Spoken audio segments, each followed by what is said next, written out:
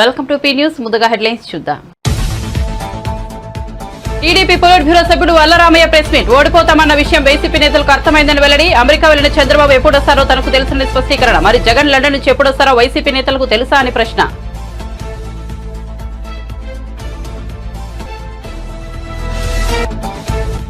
కాళేశ్వరం కుంభకోణం తర్వాత అతిపెద్ద స్కామ్ పౌర సరఫరాల శాఖలోనే జరిగిందని బండి సంజయ్. రాష్ట్ర ప్రభుత్వానికి చిత్తశుద్ది ఉంటే ఆ శాఖలో జరిగిన అక్రమాలు అవినీతిపై సిట్టింగ్ జడ్జితో విచారణ జరిపించాలని డిమాండ్.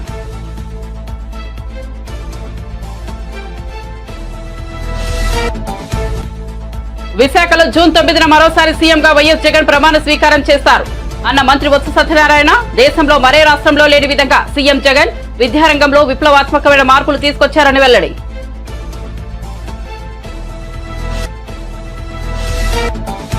జాబ్ క్యాలెండర్ పేరిట కాంగ్రెస్ పార్టీ నిరుద్యోగులను మోసం చేసింది.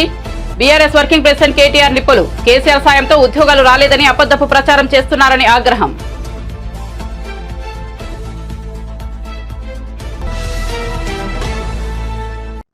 ఇక వార్త వివరాల్లోకి వెళ్తే టీడీపీ పొలిట్ బ్యూరో సభ్యులు వల్లరామయ్య మీడియా సమావేశం నిర్వహించారు. ఈ సందర్భంగా ఆయన మాట్లాడుతూ ఎన్నికల్లో ఓడిపోతున్న విషయం వైసీపీ శ్రేణులకు అర్థమైందని అన్నారు.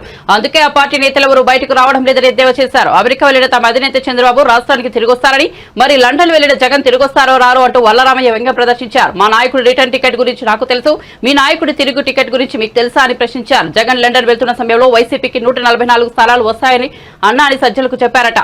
అబద్దాలతో మాయ చేయాలని సజ్జలు ప్రయత్నిస్తున్నారంటూ విమర్శనాస్త్రాలు సంధించారు. మేము ఆ రోజు వార్ రూమ్లో కూర్చున్నారు, దర్జాగా కూర్చున్నారు. ఆయన మా అందరినీ మానిటర్ చేశారు. ఇక్కడ I was with him the entire day. ఉదయం 7 గంటల నుంచి రాత్రి 7:30-8 గంటలకు ఆయన వెళ్ళిపోయేంత వరకు కూడా ఆయనతో ఉన్నాను. నేను ఏ బటన్ నొక్కటం నేను చూడలేదే. నేను చూడండి మీకు ఎక్కడ కనపడిందే సాక్షి పర్సన్? ఆయనకు ఎదురుగా ఆయన పక్కన ఆయనతో ఉన్న వాళ్ళకి మాకు తెలియకుండా నీకు కనపడేటట్టుగా ఏ బటన్ నొక్కాడే?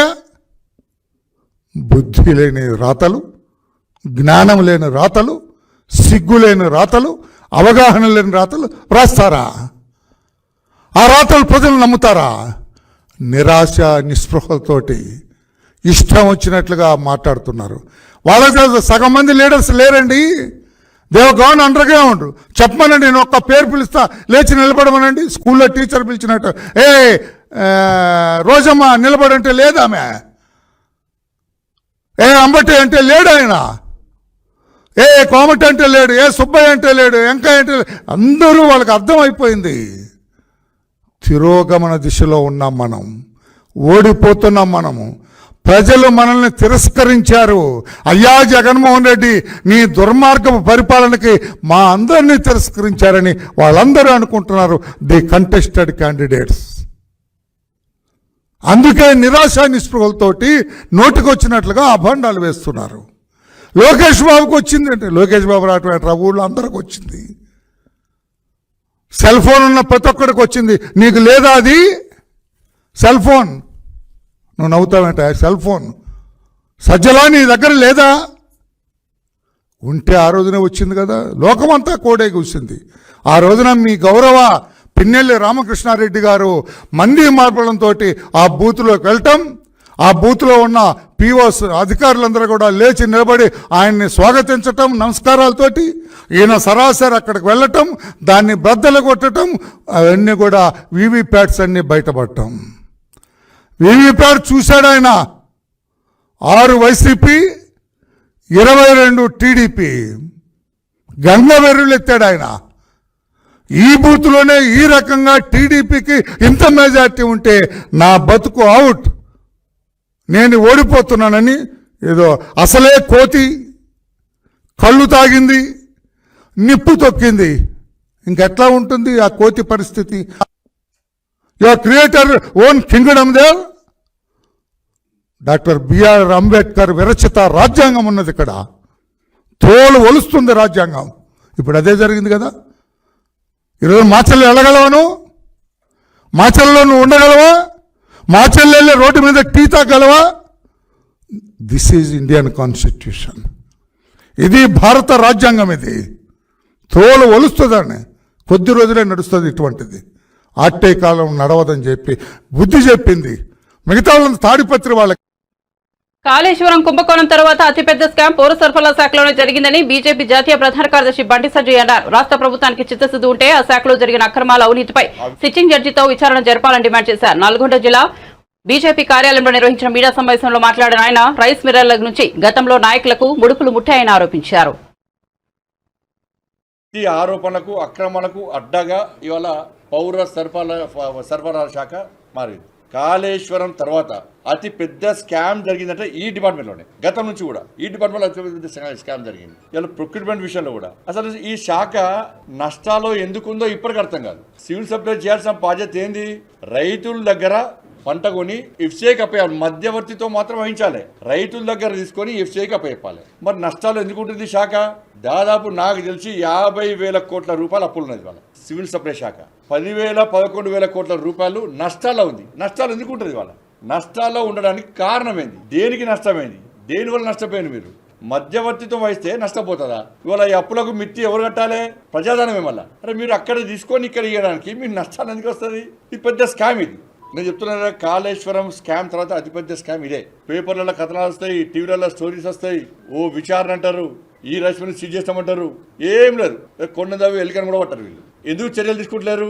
మీరు అరెస్టులు చేస్తున్నారు, మీకు అడ్డెవరు వచ్చారు కదా? ఎందుకు ఆలస్యం అవుతుంది? ఎవరు ఒత్తుడిన మీ మీద? ఉత్తమ్ కుమార్ రెడ్డి గారి మీద నాకైతే నమ్మకం ఉంది. కత్తి తీస్తలేడు, కత్తికి బయట తీయాలి అన్నమా అన్న. కత్తి తీస్తే యుద్ధం స్టార్ట్ చేస్తే తొందర తీయన్న. కత్తి తీయే, కత్తి తీసి తింపుడు స్టార్ట్ అయ్యి, తింపుడు అంటే పట్టే దింపకియ గట్టే దింపుడు స్టార్ట్ అయ్యి దీనిలో కుంభకోణాలు బయటకు వస్తాయి. మంచి పేరు వస్తుంది నీకు. రైతులందరికీ పాలాభిషేకాలు చేస్తారు గ్యారంటీ. ఈ రైస్ మిల్ అసోసియేషన్ ఉంటుంది, దాంట్లో కొంతమంది నాయకులు ఉంటారు. వాళ్ళ పనే ఇది. ఏ పార్టీ అధికారులకు వస్తే టక్కన పోయి 2 షాలోలు కప్తారు, 3 బోకేలు ఇస్తారు. సార్ పాత నాయకులకు ఇన్ని పైసలు ఇచ్చినా, ఇన్ని కోట్ల రూపాయలు ఇచ్చినా, ఇగో మీ వాటా ఇంత సార్, మీకు ఇంత సార్ అని చెప్పి మంచిగా కూల్ చేస్తారు. అసలు దాని మీద విచారణ జరపాలి. ఏ నాయకునికి ఈ రైస్ మిల్లర్ నుంచి ఎంత వాటా ముట్టింది, ఎవరెవరు పైసలు చంపారు వాళ్ళ దగ్గర, అది తప్పే. అది కూడా పెద్ద స్కామే. అయినా ముడుపులు ముట్టినాయంటారు వాళ్ళ. దాని విచారణ జరపాలి. మరి రైస్ మిల్లర్స్ అసోసియేషన్ నాయకులు చంపారు ఆ పైసలు, రైస్ మిల్లర్ నుంచి వసూలు చేసిర్రా? దీని మొత్తం మీద ఈ సివిల్ సప్లై శాఖ ఎక్కడైతే నష్టాలు ఉందో, ఎందుకు నష్టాలు ఉంది, దీని వెనుక తతంగం ఏంది, ఎవరు తప్పు ఉన్నది, ఎన్ని వేల కోట్ల రూపాయలు చేతులు మారినాయో, దీని మీద రాష్ట్ర ప్రభుత్వానికి చిత్తశుద్ధి ఉంటే మీరు సిట్టింగ్ చేసుకొని విచారణ జరపాలి. ఈ కొనుగోలు వీటి మీద సివిల్ సప్లై శాఖ ఎందుకు నష్టాల్లో ఉంది, బీఆర్ఎస్ పార్టీ ప్రభుత్వ హయాం నుంచి ఇప్పటి వరకు కూడా దాని మీద సిట్టింగ్ చేస్తూ విచారణ జరపాలి. కాకుంటే దానిలో మీరు కూడా ఇందులో లాలుచి పడ్డాడు. ఏపీ అసెంబ్లీ ఎన్నికల్లో వైఎస్ఆర్సీపీ గెలవడం ఖాయమని ఆ పార్టీ సీనియర్ నేత మంత్రి బొత్స సత్యనారాయణ మరోసారి విశ్వాసం వ్యక్తం చేశారు. 175 స్థానాల్లో గెలవబోతున్నామని, జూన్ 9న విశాఖపట్నంలో రెండోసారి సీఎంగా జగన్మోహన్ రెడ్డి ప్రమాణ స్వీకారం చేయబోతున్నారని ఆయన ధీమాగా చెప్పారు. వైఎస్ఆర్ కాంగ్రెస్ పార్టీ గత ఎన్నికల్లో ఇచ్చిన హామీల కంటే ఎక్కువ పథకాలను అమలు చేసిందని ఆయన అన్నారు. మరోసారి విజయనగరం జిల్లాలో 9 సీట్లు గెలవబోతున్నామని జోషం చెప్పారు. ఈ మేరకు విజయనగరంలో శుక్రవారం ఆయన మీడియాతో మాట్లాడారు. గౌరవ ముఖ్యమంత్రిగా మళ్ళీ జగన్మోహన్ రెడ్డి గారు విశాఖపట్నంలో ప్రమాణ స్వీకారం చేస్తారు. సమయం తేదీని కూడా నిర్ణయించాం.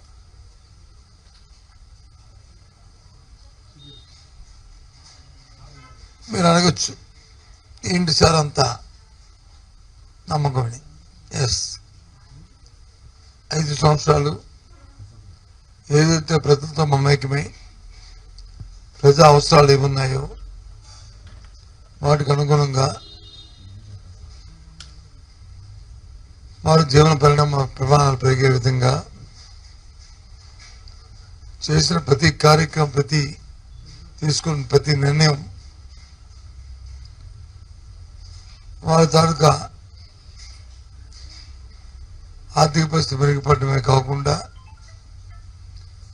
సమాజంలో, సంఘంలో ఒక గౌరవాన్ని కూడా ప్రతి సామాన్య పౌరుడికి వచ్చింది. ముఖ్యంగా మహిళలకి పెద్ద ఎత్తున ఆత్మాభిమానాన్ని గత ప్రభుత్వంలో చంపుకునే పరిస్థితులు ఉండేవి. ఇప్పుడు వాళ్ళకి ఆ పరిస్థితులు లేకుండా ఆత్మాభిమానం పెంపొందించుకుంటూ వారి పిల్లల్ని చక్కగా చదివించుకునే పరిస్థితులతో పాటు వారి విధానంలో కూడా మార్పులు వచ్చాయి. ఇది మాటల్లో కాదు, ఏ సూచిక తీసుకున్నా అన్ని సూచికలు కూడా ఇంతకుముందు దేశంలో 17-18 స్థానాలు ఉన్న జీడిపి కానీ పర్ క్యాపిటల్ ఇన్కమ్ కానీ ఏదో పావర్టీలో ఉన్న రిలేషన్ కానీ అన్నీ కూడా ఇప్పుడు 3-4-5 స్థానాల్లోకి రాష్ట్రం రావడం అనేది గొప్ప పరిణామం. అయితే ఏ రాష్ట్రం కూడా మన రాష్ట్రంతో సాటి రానట్టుగా పోటీ పడిన విధంగా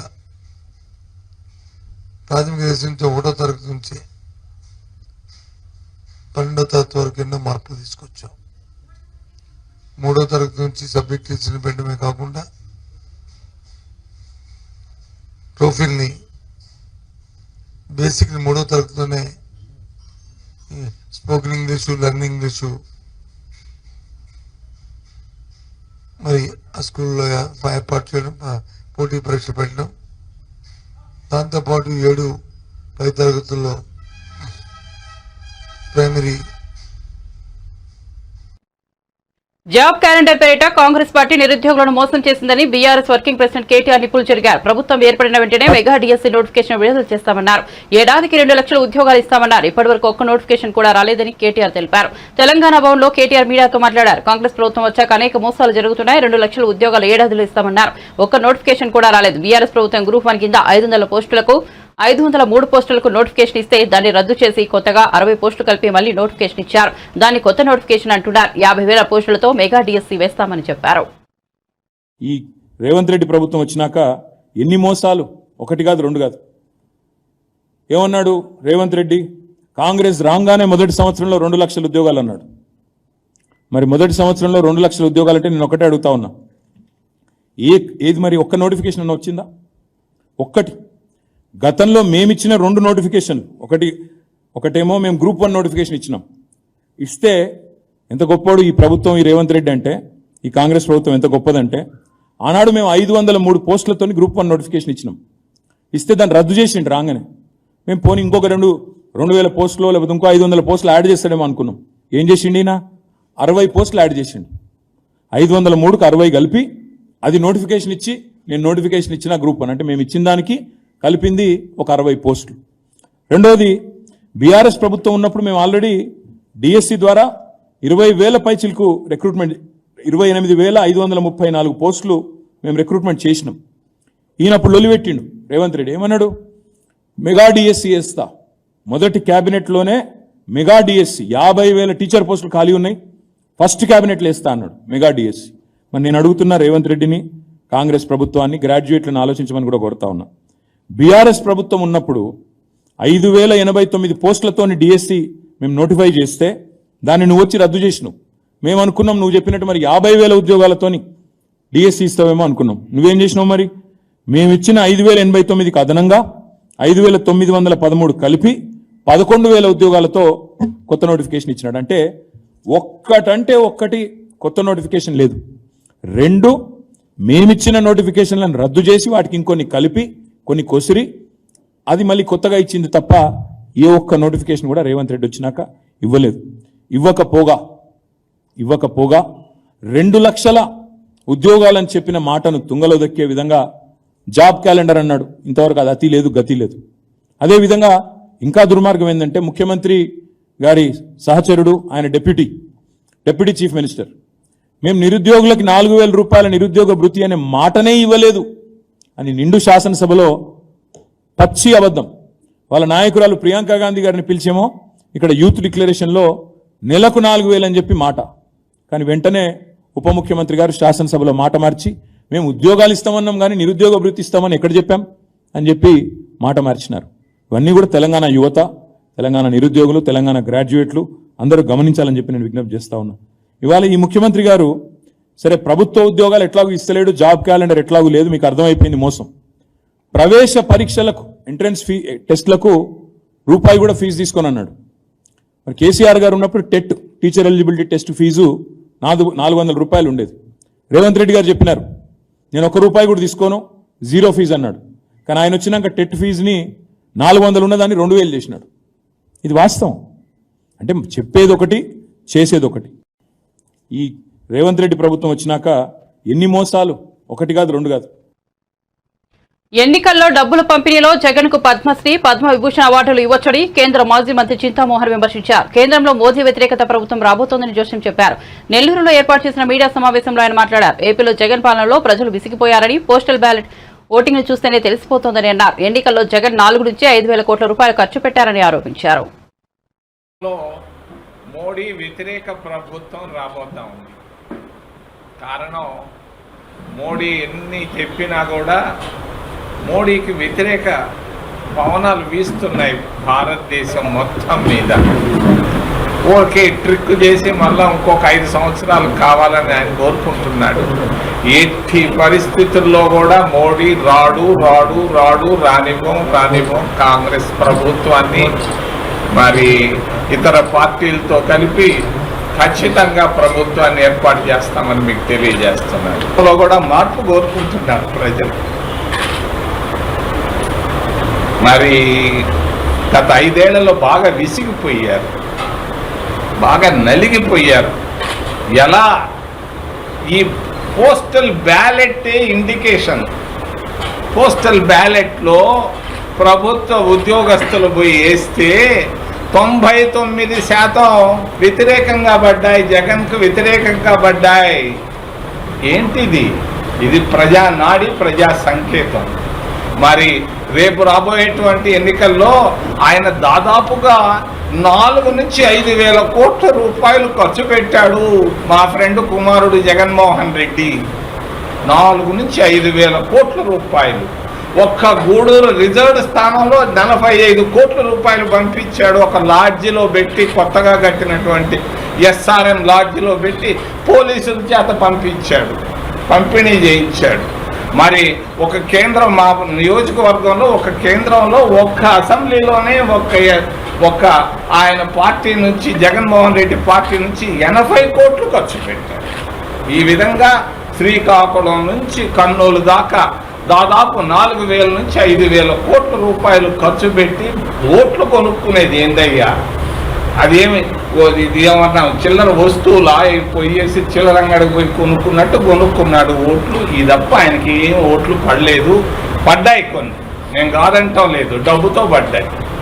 మరి ఇండియన్ నేషనల్ కాంగ్రెస్ 28-29 రాష్ట్రాలు కలిగినటువంటి పెద్ద దేశంలో 100 సంవత్సరాల చరిత్ర కలిగినటువంటి పార్టీ. మరి జగన్మోహన్ రెడ్డి ఆంధ్రప్రదేశ్ రాష్ట్రంలో ఖర్చు పెట్టిన దాంట్లో 5% ఖర్చు పెట్టలేకపోయింది. డబ్బుల్లో 5%. నేను చెప్తున్నాను. రైస్ మిల్లర్లు, బిల్డర్లతో రాష్ట్ర ప్రభుత్వం చీకటి ఒప్పందం కుదుర్చుకుందని తెలంగాణ బీజేపీ శాసనసభాపక్ష నేత ఏలేటి మహేశ్వర్ రెడ్డి ఆరోపించారు. జలసౌధలో జరిగిన డీల్ ఏమిటి? జలసౌధలో మంత్రి, కమిషనర్ సమక్షంలో రైస్ మిల్లర్లను, కాంట్రాక్టర్లను, బిల్డర్లను పిలిపించింది చేసిన చీకటి ఒప్పందం ఏమిటో చెప్పాలన్నారు. ధాన్యం కొనుగోలుకు రాష్ట్ర ప్రభుత్వం సమయం కోరితే FCI అంగీకరించిందని, అయినప్పటికీ ప్రభుత్వం టెండర్కు తెరలేపిందని మండిపడ్డారు. వారితో ఏం చేసుకుంటున్నారో బయట పెట్టాలని అడుగుతా ఉన్నాం. ముఖ్యంగా మరి ఎంత వడ్డీ కడతా ఉన్నారు? ఎందుకు మీరు 22,000 కోట్ల రూపాయల బకాయిల్ని వారి దగ్గర వసూలు చేయలేని ఈ ప్రభుత్వం లోపాయికారి ఒప్పందం వారితో ఏం చేసుకుంటున్నారో బయట పెట్టాలని అడుగుతా ఉన్నాం. ముఖ్యంగా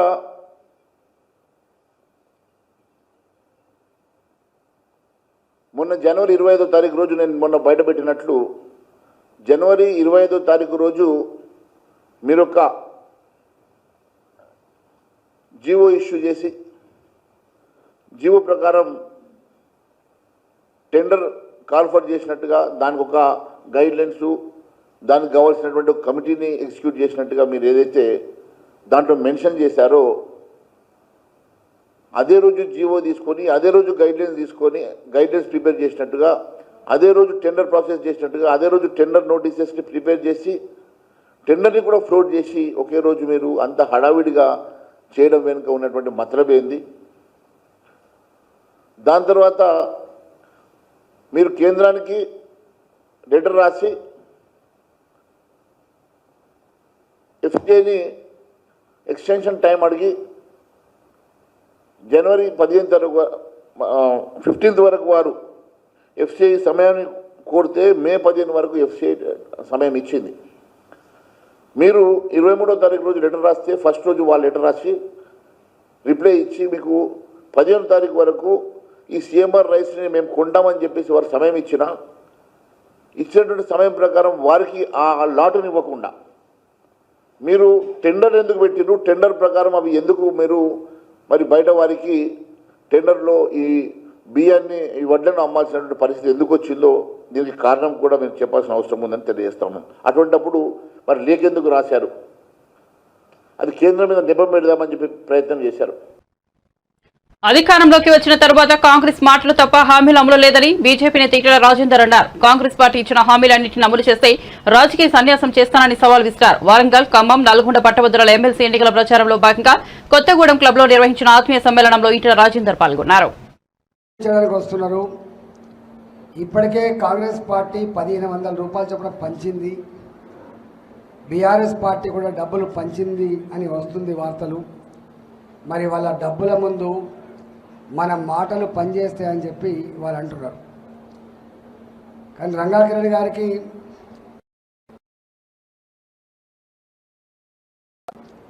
రెండు 2006లో ఆనాడు తుపాకీ తూటా పేలితే ఇలా కొత్తగూడెంలో రక్తం చెందిన ఆనవాళ్ళు ఇంకా మర్చిపోలేదు ఖమ్మం ప్రజలు కూడా మనస్ఫూర్తిగా తెలంగాణ కోరుతున్నారని చెప్పి ఆనాడు మేము చెప్పినాం. పెద్ద సభ జరిగింది ఇదే ఖమ్మంలో, పెద్ద సభ జరిగింది. అందువల్ల ఇవాళ డబ్బు ఎప్పుడు ఆత్మగౌరవాన్ని కొనే ప్రయత్నం చేస్తుంది, ధర్మాన్ని ఓడించే ప్రయత్నం చేస్తుంది, కానీ ఎప్పుడు సంపూర్ణంగా విజయం సాధించలేదు. నీ అభ్యర్థి గట్టిగుంటే, నీ పట్టభద్రులు గట్టిగుంటే వాళ్ళు జేజమ్మ నుంచి కూడా కొనడం అనేది, పట్టభద్రులు కొనడం అనేది ఎవడి జేజమ్మ నుంచి కాదు. నేను సంపూర్ణంగా నమ్మేవాడిని. వాళ్ళు జ్ఞానవంతులు, మంచేందో చెడేందో తర్కించగలిగే శక్తి సంపన్నులు. వాళ్ళు ప్రజలకు ఇట్లాంటి ప్రలోభాలు వచ్చినప్పుడు ఇది మంచిది కాదని చెప్పి ప్రజలను డ్రైవ్ చేసేవాళ్ళు ఇలా ఉద్యోగులు, డ్రైవ్ చేసేవాళ్ళు రిటైర్డ్ ఉద్యోగులు, డ్రైవ్ చేసేవాళ్ళు స్కూళ్ళల్లో కాలేజీలో పనిచేసే ప్రైవేట్ లెక్చరర్లు, టీచర్లు, వాళ్ళు చదువుకున్న వాళ్ళు.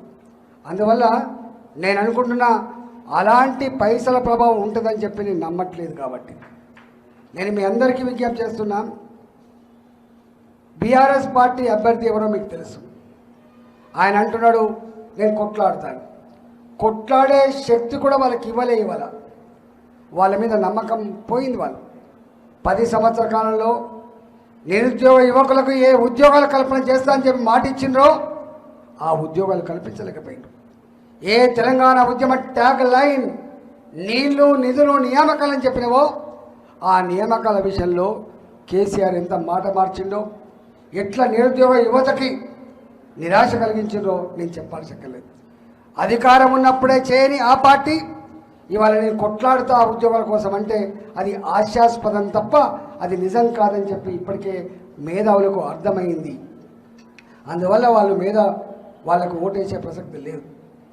కాంగ్రెస్ పార్టీ 6 నెలలు అవుతుంది, 1 కాదు 2 కాదు, స్వయంగా రాహుల్ గాంధీ గారు రాష్ట్ర ఎక్సైజ్ శాఖ మంత్రి కొల్లాపూర్ ఎమ్మెల్యే జూపల్లి కృష్ణారావు హత్య రాజకీయాలు చేస్తున్నారని బీఆర్ఎస్ నాయకులు ఆర్ఎస్ ప్రవీణ్ కుమార్ ధ్వజమెత్తారు. తెలంగాణ భవన్లో కొల్లాపూర్ మాజీ ఎమ్మెల్యే బీరం హర్షవర్ధన్ రెడ్డితో కలిసి ఆర్ఎస్పీ మీడియాతో మాట్లాడారు. హర్షవర్ధన్ రెడ్డి గారు, ఆ సంస్కృతి మీకే ఉన్నది. మేము చాలా క్లియర్గా డీజీపీ గారికి చెప్తున్నాం, సార్ ఈ ఏరియాలో ఫ్యాక్షన్ సంస్కృతి జూపల్లి కృష్ణారావు గారు మంత్రి అయిన తర్వాత పెద్ద ఎత్తున 4 పడగలు విస్తరిస్తున్నది, దయచేసి దీన్ని కట్టడి చేయాలి అని చెప్పడం జరిగింది. కానీ ఒక్కరి మీద కూడా చర్య తీసుకోలేదు. మీకు ఒక్క చిన్న ఉదాహరణ చెప్తా. పెద్ద కొత్తపల్లి మండలంలో షెడ్యూల్డ్ కాస్ట్కు చెందిన యువకులను మే 13వ తారీఖు నాడు వాళ్ళు బీఆర్ఎస్ పార్లమెంట్ అభ్యర్థికి ఓటేసిండ్రని కసితోని జూపల్లి కృష్ణారావు గారు మనుషులు, కాంగ్రెస్ పార్టీ కార్యకర్తలు వీళ్ళందరూ కలిసి 20-25 మంది కలిసి ఆ దళిత యువకులను కొట్టడం జరిగింది. దాంట్లో బీజేపీ వాళ్ళు ఉన్నారు, తర్వాత బీఆర్ఎస్ వాళ్ళని అందరూ కలిసి కొట్టడం జరిగింది. ఓపెన్ బ్రాడ్ డే లైట్లో జరిగింది. ఈరోజు ఉదయం మేము డిఎస్పీ గారితో మాట్లాడాము. ఇన్సిడెంట్ జరిగి 13 రోజులైంది. ఈరోజు ఉదయం డిఎస్పీ గారితో మాట్లాడితే ఇంతవరకు నిందితుల అరెస్టు జరగలేదు. SC/ST prevention of atrocities act 307 attempt to murder, వాళ్ళందరికీ ఫ్రాక్చర్లు అయ్యి నాగర్ కర్నూల్ గవర్నమెంట్ జనరల్ హాస్పిటల్లో ట్రీట్మెంట్ తీసుకుంటున్నారు వాళ్ళు. ఇంతవరకు కూడా నిందితులు దొరకలేదు. ఇప్పుడు పోలీసు వాళ్ళు అంటారు సార్ ఊరిలో శాంతి పద్ధతులు బాగుండాలంటే కాంప్రమైజ్ చేయించాలని మాట్లాడుతున్నారు. అంటే ఇదేనా రేవంత్ రెడ్డి గారు మీరు హోంమంత్రిగా ఉండి మీ పోలీసులకు నేర్పింది? జూపల్లి కృష్ణారావు గారు మీరు ఎక్సైజ్ శాఖ మంత్రిగా ఉండి మీరు ఇదేనా, మరి జిల్లా ఇన్ఛార్జ్ మంత్రిగా ఉండి మీరు ఇదేనా మీ దగ్గర పనిచేస్తున్న పోలీసులకు మీ కార్యకర్తలకు అక్కడున్న వాళ్ళందరికీ కూడా అధికారులకు చెప్తున్నది? ఇంతవరకు కూడా అక్యూజ్ అరెస్ట్ కాలేదు. వాళ్ళు ఓపెన్గా తిరుగుతున్నారు. బాధితులు రోజు మాకు కాల్ చేస్తున్నారు, మాకు భయంగా ఉన్నది, ఎట్లా బతకాలి అని చెప్పేసి. ఒక్కటి కాదు, రెండు కాదు, ఎన్నో మరి సంఘటనలో పోలీసులు మా కార్యకర్తలు బాధితులైనప్పుడు కూడా మేమిచ్చిన కంప్లైంట్ తీసుకోకుండా వాళ్ళు ఇచ్చిన కంప్లైంట్ తీసుకొని బెయిల్ రాని సెక్షన్లన్నిటి కూడా మా కార్యకర్తల మీద పెట్టి వాళ్ళందరూ జైలుకు పోయే విధంగా చూస్తున్నారు. ప్రతి గ్రామంలో కూడా వీ హ్యావ్ డాక్యుమెంటరీ ఎవిడెన్స్. ప్రతి గ్రామంలో కూడా మా కార్యకర్తలను జైలుకు పంపించాలి. వాళ్ళని తీర్మానం మల్లన్నపై బీఆర్ఎస్ వర్కింగ్ ప్రెసిడెంట్ కేటీఆర్ చేసిన వ్యాఖ్యలను కాంగ్రెస్ పార్టీ నేత మల్లురావు ఖండించారు. నల్గొండ, వరంగల్, ఖమ్మం గ్రాడ్యుయేట్ ఎమ్మెల్సీ ఉప ఎన్నికల్లో తీర్మానం మల్లన్న కాంగ్రెస్ పార్టీ తరఫున పోటీలో ఉన్నారు. ప్రచారంలో భాగంగా కేటీఆర్ విమర్శలు గుప్పిస్తూ ఆయనపై కేసులు ఉన్నాయని ఆరోపించారు. ఈ వ్యాఖ్యలకు మల్లురవి శనివారం కౌంటర్ ఇచ్చారు. ఎమ్మెల్సీ అభ్యర్థిగా మల్లన్న అర్హుడని ఈసీ తెలిపిందన్నారు. కేటీఆర్ చేసిన వ్యాఖ్యలపై ఈసీకి ఫిర్యాదు చేస్తామన్నారు. తీర్మానం మల్లన్నపై చేసిన వ్యాఖ్యలను కేటీఆర్ వెంటనే ఉపసంహరించుకోవాలని డిమాండ్ చేశారు. ఈ వ్యాఖ్యలపై ఈసీ కూడా చర్యలు తీసుకోవాలని కోరారు. వారితో పాటు తక్కిన వాళ్ళందరినీ గౌరవించడం జరుగుతుంది. పోయి కాంగ్రెస్ పార్టీ ఐడియాలజీ ద్వారా ప్రజలకి కావలసిన అన్ని సహాయ కార్యక్రమాలు, అభివృద్ధి సంక్షేమ కార్యక్రమాలు చేయడానికి ఒక బిట్స్ పిల్లనీలో చదువుకునే వాళ్ళనే ఓట్లు అడిగి ఆయన గెలిపించమన్నాడు. ఇప్పుడు ఎవరు పట్టభద్రులు అంటే BA, BCom, BSc, BE, MBBS డాక్టర్ని వీళ్ళందరం కలిసి ఒక పట్టభద్రుల ఇద్దరికి ఏం మాట్లాడుతున్నాను? బిట్స్ పిల్లానిలో చదివినోడే పట్టభద్రుడు, ఆయన ఒక్కడే అర్హుడైతే ఆ కాలేజీ వాళ్ళే ఓట్లు వేయాలి. ఈయన అర్హుడు అనుకొని ఎలక్షన్ కమిషన్ ఒప్పుకుంది కదా, నువ్వు ఎలక్షన్ కమిషన్ నిర్ణయాన్ని అవమానపరుస్తున్నావు. ఇదే అతిగా మాట్లాడటం, అహంకారంతో మాట్లాడటం. ముందు ఈ మాటని విత్డ్రా చేసుకోవాలి. మేము ఎలక్షన్ కమిషన్కి దీని మీద కంప్లైంట్ చేస్తాం. ఇప్పుడు నా నిరంజన్ గారు ఉన్నాడు కదా, ఆయన చెప్పి అమ్మటే లెటర్ రాపించి దాని మీద రిప్రజెంటేషన్ కూడా చేపిస్తాం. వీలుకుంటే నేను కూడా ఆయన దగ్గర పోయి కలుపుతాను. ఇది చారిసాల బంగాళాఖాతంలో ఏర్పడిన వాయుగుండం రాత్రికి తుఫానుగా మారనుందని భారత వాతావరణ సంస్థ వెల్లడించింది. ఇది పశ్చిమ బెంగాల్, బంగ్లాదేశ్ మధ్య రేపు తీరం దాటనుందని తెలిపింది. ఈ తుఫాను ప్రభావం ఏపీపై లేదని వివరించింది. అయితే ఏపీలో ప్రస్తుతం కురుస్తున్న వర్షాలకు ఉపరితల ద్రోణి కారణమని ఐఎండీ పేర్కొంది. రాజస్థాన్ నుంచి విదర్భ, తెలంగాణ మీదుగా బంగాళాఖాతం వరకు ఈ ద్రోణి విస్తరించి ఉన్నట్లు వెల్లడించింది. ద్రోణి ప్రభావంతో రాష్ట్రంలో రేపు, ఎల్లుండి కూడా వర్షాలు విస్తారంగా కురుస్తాయని, రాయలసీమ, కోస్తాంధ్ర జిల్లాలో ఉరుములతో కూడిన మోస్తరు వర్షాలు కురుస్తాయని వివరించింది. మంగళవారం నుంచి ఏపీలో పొడి వాతావరణం ఉంటుందని తెలిపింది. బులెటిన్ ముగించే ముందు హెడ్లైన్స్ మరోసారి చూద్దాం. టీడీపీ పొలిట్ బ్యూరో సభ్యుడు వల్లరామయ్య ప్రెస్ మీట్. ఓడిపోతామన్న విషయం వైసీపీ నేతలకు అర్థమైందని వెల్లడి. అమెరికా వెళ్లడి చంద్రబాబు ఎప్పుడొస్తారో తనకు తెలుసునని స్పష్టీకరణ. మరి జగన్ లండన్ నుంచి ఎప్పుడొస్తారో వైసీపీ నేతలకు తెలుసా అని ప్రశ్న.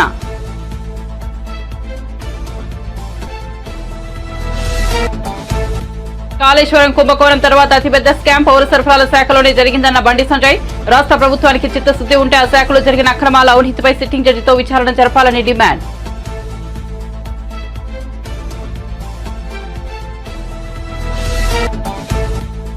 విశాఖలో జూన్ 9న మరోసారి సీఎంగా వైఎస్ జగన్ ప్రమాణ స్వీకారం చేస్తారన్న మంత్రి బొత్స సత్యనారాయణ.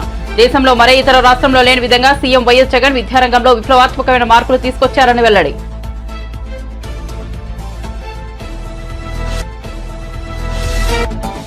జాబ్ క్యాలెండర్ పేరిట కాంగ్రెస్ పార్టీ నిరుద్యోగులను మోసం చేసిందన్న బీఆర్ఎస్ వర్కింగ్ ప్రెసిడెంట్ కేటీఆర్ నిపులు.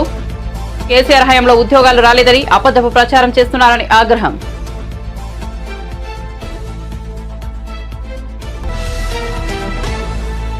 మరిన్ని అప్డేట్స్ కోసం చూస్తూనే ఉండండి పీ న్యూస్.